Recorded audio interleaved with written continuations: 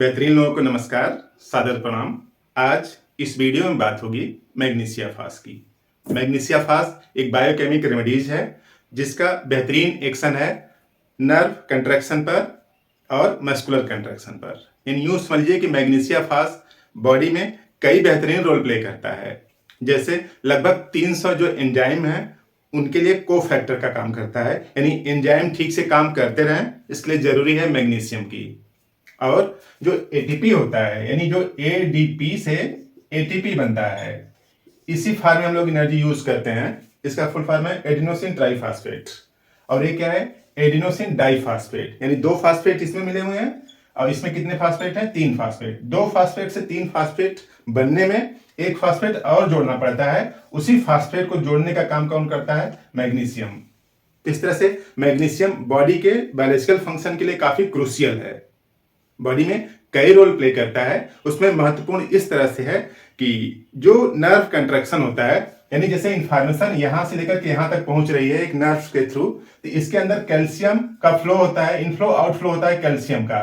ठीक है, अब कैल्शियम का इनफ्लो आउटफ्लो ठीक हो, इसके लिए जरूरी है एनर्जी प्रोडक्शन, और वो कौन करता है? मैग्नीशियम करता है। तो इस तरह से बॉडी के फंक्शन को रेगुलेट करता है। यूं समझ लीजिए कि अगर इसका डिस्टर्बेंस हुआ बॉडी में, तो डिस्टरबेंस अगर होगा तो जो फाइबर हैं, नर्व फाइबर या फिर जो मस्कुलर फाइबर है, वो कंट्रैक्ट कर जाएंगे, यानी कंट्रैक्शन इसका काम करेगा। एक कंट्रैक्शन है, जैसे कुछ लोग बोलते हैं ना कि रात को सोते समय नस टाइट हो जाती है, तो जो नस टाइट होती है मीन्स जो नर्व वाली फाइबर होता है वही टाइट हो जाता है, कंट्रैक्ट कर जाता है। अगर कंट्रैक्ट कर रहा है तो इसका डोमेन जो है मैग्नीशियम का है, और अगर रिलैक्स कर जा रहा है, रिलैक्सेशन यानी साइज उसकी बढ़ जा रही है, तब वो फेरम फास्ट का डोमेन है। तो इस तरह से मैग्नीशिया फास्ट का डोमेन और फेरम फास्ट का डोमेन दोनों रिवर्स हैं, यानी कंट्रैक्ट कौन कर रहा है? मैग्नीशियम, और रिलैक्स कौन करेगा? रिलैक्स आयरन करेगा, या फी। तो इस तरह से दोनों का एक्शन अलग अलग है। इसीलिए यूं समझिए कि जो प्लांट होते हैं, प्लांट ऑक्सीजन बनाते हैं क्लोरोफिल के द्वारा, तो क्लोरोफिल के जो सेंटर में है वो क्या है? मैग्नीशियम है, 2 पॉजिटिव। क्लोरोफिल के सेंटर में, यानी जो प्लांट होते हैं उसमें ग्रीन प्लांट, उसके सेंटर में क्या होता है? मैग्नीशियम। इसी मैग्नीशियम का हेल्प होके ऑक्सीजन पौधे बना पाते हैं, यानी क्लोरोफिल जरूरी है, क्लोरोफिल जरूरी है तो मैग्नीशियम जरूरी है ताकि ऑक्सीजन बन सके। और ये जो आयरन है, इसमें भी 2 पॉजिटिव चार्ज है। आयरन क्या करता है? वही ह्यूमन बॉडी में काम करता है, ऑक्सीजन को ट्रांसपोर्ट करता है लंग से लेकर के पूरी बॉडी में। इस तरह से पूरा बायोलॉजिकल सिस्टम प्लांट का एनिमल से कुछ न कुछ रिलेशन है, और उसमें यही केमिकल काम करते हैं। तो यही कुछ बात मैग्नीशियम के लिए है, यानी मैग्नीशिया फास्ट के लिए है। एक लाइन अगर आप याद रखे रहे कि इसमें क्रैम्प होता है, कंट्रैक्शन होगा तो क्रैम्प होगा, कंट्रैक्शन होगा तो क्रैम्प होगा। एंटी स्पाज्मोटिक का भी काम करता है। इस तरह से बेहतरीन एक्शन है इसका। देखिए क्लियर कट लिखा है, फंक्शनल डिस्टरबेंस काज मस्कुलर फाइबर कंट्रैक्ट। अगर इसमें फंक्शनल डिस्टरबेंस हुआ तो जो मसल्स के फाइबर हैं वो कंट्रैक्ट कराएंगे। कंट्रैक्ट मींस सिकुड़ जाएंगे, और सिकुड़ जाएंगे तो रिजल्ट क्या होगा? इसका क्रैम्प होगा। जैसे बोलते हैं मांसपेशियां टाइट हो जाती हैं, क्रैम्प, दर्द होगा। और फाइनल रिजल्ट काफी दिनों बाद अगर ऐसा होता रहा तो संभावना बनती है कि पैरालिसिस हो जाए।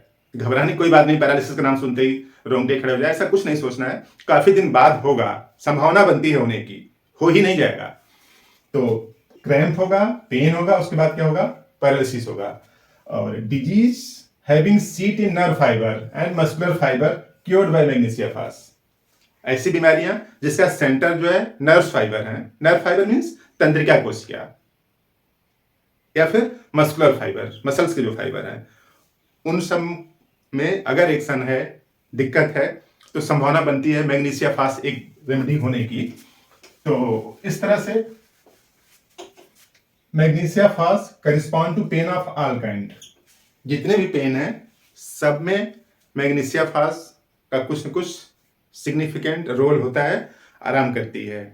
बस पेन में क्या नहीं होना चाहिए? बर्निंग पेन नहीं होना चाहिए, एक्सेप्शन ऑफ बर्निंग पेन, यानी सभी काइंड के पेन को तो क्योर करता ही करता है, बर्निंग पेन को छोड़ करके, यानी correspond to pain of all kind except burning pain, यानी ऐसा पेन जिसमें जलन भी हो रही हो, जलन भी और दर्द भी हो रहा है तो मैग्नीशिया फास्ट वहां पे काम नहीं करेगा।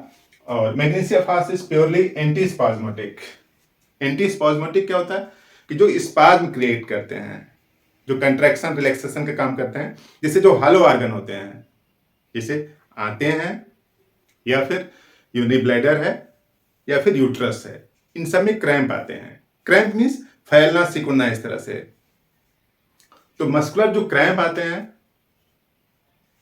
जो हॉलो ऑर्गन में, उनके लिए एंटी स्पाज्मोटिक का भी काम करता है, यानी जो स्पाज्म हो रहा है उसको रोकेगा। और पेन चेंज इन लोकेलिटी, जो पेन है वो लोकेलिटी चेंज करेगा। यानी देखिए यहां पे हो रहा है, इस नर्व फाइबर के थ्रू इस नर्व फाइबर में ऐसे ऐसे चेंज होता जाएगा, क्योंकि नर्व फाइबर एक दूसरे से जुड़े होते हैं। सर से लेकर के पैर तक के नर्व फाइबर एक दूसरे से डायरेक्ट कनेक्शन होता है। बीच में यहाँ पे कोई केमिकल ट्रांसपोर्ट करेगा इस तरह से। तो पेन जो यहाँ पे फील हो रहा है इस तरह से ऐसे लाइन से माइग्रेट कर जाएगा, तो लोकेलिटी चेंज करेगा नर्व के थ्रू। तो लोकेलिटी अगर चेंज कर रहा है तो नर्व का पेन है। अगर लोकेलिटी चेंज नहीं कर रहा है, सिर्फ यही पे लगातार पेन हो रहा है, तो किसका पेन है? मसल्स का पेन है। इस तरह से मस्कुलर पेन और न्यूरल पेन, न्यूरल्जिक पेन में अंतर समझ सकते हैं कि जो पेन एक जगह से दूसरी जगह प्रोसीड करके चला जा रहा है वो न्यूरल्जिक पेन है, और जो पेन एक ही जगह लोकलाइज्ड है वो मस्कुलर पेन है। तो न्यूरल्जिक पेन की दवा है। और pain change in locality and relieve by warmth and pressure. गर्म सेक से, गर्मी से थोड़ा आराम मिलता है, या फिर प्रेशर से, जैसे कहीं पे जा रहे हैं चोट लगती है, ठोकर लग जाता है। जब ठोकर लग जाता है तो आप देखिए कस को उसको दबा लेते हैं। ये नेचुरल प्रोसेस अपने आप सबको पता है कि पैर में चलते समय ठोकर लगी है तो जहां पे ठोकर लगा उसको कस के दबाया जाए, तो दबाने से थोड़ा सा आराम मिलता है। दबाने से आराम मिले और गर्मी से आराम मिले तब आप समझ लीजिए कि वो मैग्नीशियम फास्ट के रेंज में है वो। और all the pain of magnesia fast works on right side. Magnesia fast के जितने भी दर्द हैं सब राइट साइड में ज्यादा हैं। लेफ्ट साइड में होने की संभावना कम है, या फिर उनकी इंटेंसिटी लेफ्ट साइड में क्या है? कम है। तो इस तरह से मैग्नीशियम फास्ट नर्व फाइबर को, मसल्स को कंट्रैक्ट करवा के cramp, pain, paralysis, cramp, pain, paralysis उत्पन्न करता है बॉडी में। और कई सिम्टम्स है, उसको देख लेते हैं। जितने भी सिम्टम्स हैं उनके बैकग्राउंड में मोडेलिटी क्या रहेगी कि गर्मी से आराम मिलता है और प्रेशर से भी। तो गर्मी से और प्रेशर से आराम मिलता है। जैसे कोलोसिंथ में है, उसका पेट दर्द बेंडिंग डबल से आराम मिल जाता है। बेंडिंग डबल होने से उसमें प्रेशर आते हैं आंतों पर। तो इस तरह से कोलोसिंथ जो है उसमें भी 3 से 5% मैग्नीशियम पाया जाता है। तो कोलोसिंथ की सिमिलरिटी है मैग्नीशियम फास्ट से। मैग्नीशियम फास्ट तब दिया जाता है जब कोलोसिंथ फेल कर जाता है। तो इस तरह से मोडेलिटी को आप ध्यान रखेंगे। सिम्टम्स चाहे जो हों, मोडेलिटी मैच करे और सिम्टम्स, तो आप बेहतर रिस्पांस की आशा कर सकते हैं। और सिम्टम्स कुछ इस तरह से है कि इनएबिलिटी टू थिंक क्लियरली, ठीक से सोच नहीं पाता, निर्णय नहीं ले पाता, अपने बारे में कुछ न कुछ बोलता रहता है कि मेरे साथ ऐसे हो गया, लोगों ने मेरे साथ ये किया, रोता रहता है और विलाप करता रहता है, रो रो के कुछ बातें बोलता रहता है, और हमेशा अपनी बात, दूसरों की सुनना ही नहीं चाहता। ऐसा इस वजह से है कि उसकी जो नर्व्स हैं उसमें जो सिग्नल ट्रांसपोर्ट करने की जो एबिलिटी है, कोऑर्डिनेट करने की जो एबिलिटी है, वो बेहतर नहीं है। Pain in top of back of head extending to spine, जो दर्द है सबसे ऊपर वाले पोर्शन में करता है या फिर पीछे वाले पोर्शन में, जहां पे शर्ट का कॉलर है उसके ऊपर, और वो स्पाइन तक पहुंच जाता है। यानी टॉप वाला दर्द और पीछे वाला दर्द स्पाइन तक पहुंच जा रहा है, यानी माइग्रेट कर रहा है, शिफ्टिंग पेन है, यानी इसमें नर्व इन्वॉल्व है।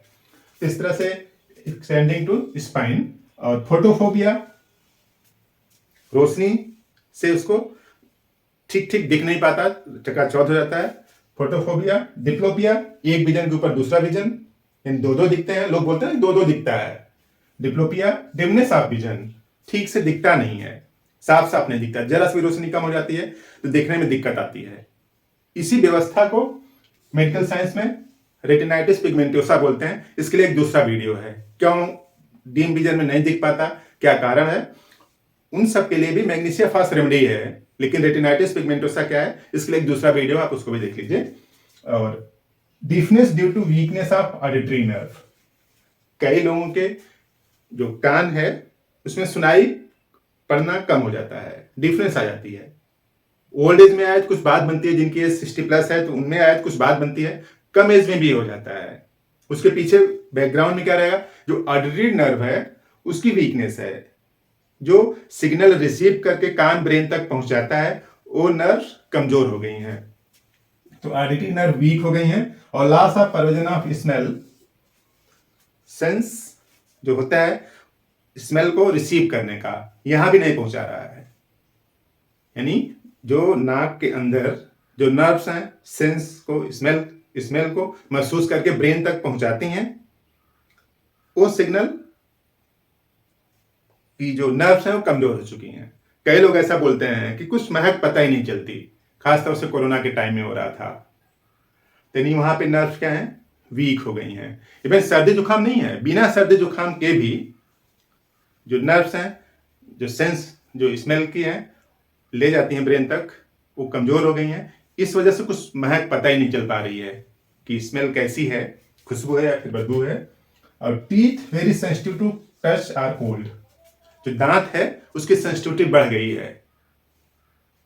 कुछ भी खाते पीते हैं तो तेज दर्द होने लगता है, या फिर ठंडे से, ठंडा पानी से ब्रश नहीं कर सकते या फिर ठंडा पानी नहीं पी सकते, और गर्म पानी से थोड़ा आराम मिल जाएगा। तो सेंसिटिविटी कोल्ड के लिए ज्यादा है या फिर कुछ खाने के लिए है। और constipation of infant with spasmodic pain, जो बच्चे हैं उसमें कॉन्स्टिपेशन है, और बच्चा जब स्टूल पास करने लगता है तो चीखने चिल्लाने लगता है। तो कॉन्स्टिपेशन। और महिलाओं की बात करें तो मेम्ब्रेनस डिस्मेनोरिया, जो मेंसेस आते हैं तो भयानक तेज दर्द करता है। और ओवरियन न्यूरल्जिया भी, ओवरी में भी पेन है, यानी दोनों तरफ, नाभि के दोनों तरफ पीछे साइड में उधर पेन करता है, पेट में भी पेन कर सकता है। और खास बात, मेंसेस इसका जो है ब्लैक है, लगभग डार्क ब्लड आएगा। तो इस तरह के सिम्टम्स हैं।